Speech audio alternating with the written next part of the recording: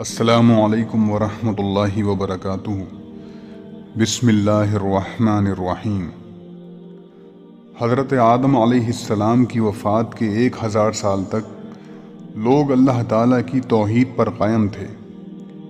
پھر بعض نیک بندوں کے انتقال کے بعد لوگوں نے ان کے مجسمے اور مورتیاں بنا لی اور دھیرے دھیرے ان کی پوجا شروع ہو گئی۔ اسی طرح پورے عرب اور عجم میں شرک اور بت پرستی کی بنیاد پڑ گئی۔ جب لوگ اللہ تعالیٰ کی عبادت چھوڑ کر شرک اور بت پرستی میں مبتلا ہو گئے تو ان کی ہدایت کے لیے اللہ تعالیٰ نے حضرت نوح علیہ السلام کو نبی اور رسول بنا کر بھیجا۔ حضرت نوح علیہ السلام کا شمار دنیا کے عظیم ترین انبیاء میں ہوتا ہے۔ وہ سب سے پہلے نبی اور رسول ہیں۔ حضرت ادریس علیہ السلام کی تیسری پشت میں اور حضرت آدم علیہ السلام کی وفات کے 1025 سال بعد دجلہ فرات کی وادی کے درمیان ملک عراق میں پیدا ہوئے۔ اللہ تعالیٰ نے قرآن پاک میں 43 مقام پر ان کا تذکرہ فرمایا ہے۔ جب لوگوں کی نافرمانی اور بت پرستی دنیا میں عام ہو گئی تو اللہ تعالیٰ نے ان کی ہدایت اور رہنمائی کے لیے حضرت نوح علیہ السلام کو نبی بنایا۔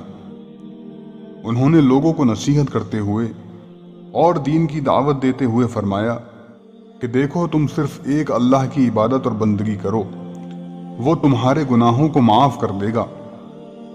اس نصیحت کو سن کر قوم کے سرداروں نے جواب دیا کہ ہم تو تمہیں رسول ہی نہیں مانتے، کیونکہ تم تو ہمارے ہی جیسے آدمی ہو اور تمہاری پیروی ذلیل اور حقیر اور کم درجے کے لوگوں نے کر رکھی ہے۔ حضرت نوح علیہ السلام کہنے لگے، اللہ تعالیٰ کے یہاں سعادت اور نیکبختی کا دار و مدار دولت پر نہیں ہے، بلکہ اللہ کی رضامندی اور اخلاص نیت پر ہے۔ میں تمہیں یہ دعوت مال اور دولت کی امید پر نہیں، بلکہ اللہ کے حکم اور اس کی رضا کے لیے دے رہا ہوں۔ وہی میری محنت کا اجر و ثواب عطا فرمائے گا۔ غرض حضرت نوح علیہ السلام دن رات انفرادی، اجتماعی اور خصوصی اور عمومی طور پر ایک طویل عرصے تک قوم کو شرک اور کفر اور اللہ تعالیٰ کی نافرمانی سے ڈراتے رہے، مگر وہ باز تو کیا آتے، بلکہ الٹا عذاب الہی کا مطالبہ کرنے لگے۔ حضرت نوح علیہ السلام 950 سال تک اپنی قوم کو دعوت دیتے رہے اور قوم کے افراد بار بار عذاب الہی کا مطالبہ کرتے رہے۔ ساتھ ہی اللہ تعالیٰ نے حضرت نوح علیہ السلام کو خبر دی کہ اب موجودہ ایمان والوں کے علاوہ کوئی اور ایمان نہیں لائے گا، تو انہوں نے دعا کی کہ اے اللہ، اب ان بدبختوں پر ایسا عذاب نازل فرما کہ ایک بھی کافر اور مشرک زمین پر زندہ نہ بچے۔ اللہ تعالیٰ نے ان کی دعا قبول فرمائی اور حکم دیا کہ تم ہماری نگرانی اور حکم کے تحت ایک کشتی تیار کرو۔ چنانچہ ایک کشتی تیار کی گئی۔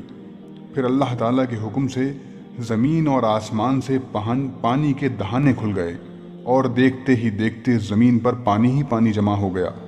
اس وقت حضرت نوح علیہ السلام بحکم خداوندی مومنین اور جانداروں میں سے ایک ایک کے جوڑے کو لے کر کشتی پر سوار ہو گئے۔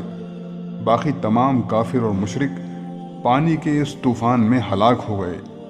6 مہینے کے بعد کشتی 10 محرم الحرام کو جودی پہاڑ پر ٹھہری تو حضرت نوح علیہ السلام اہل ایمان کو لے کر امن اور سلامتی کے ساتھ زمین پر اترے، اور پھر اللہ تعالیٰ نے انہی سے دنیا کی آبادی کا دوبارہ سلسلہ شروع فرمایا۔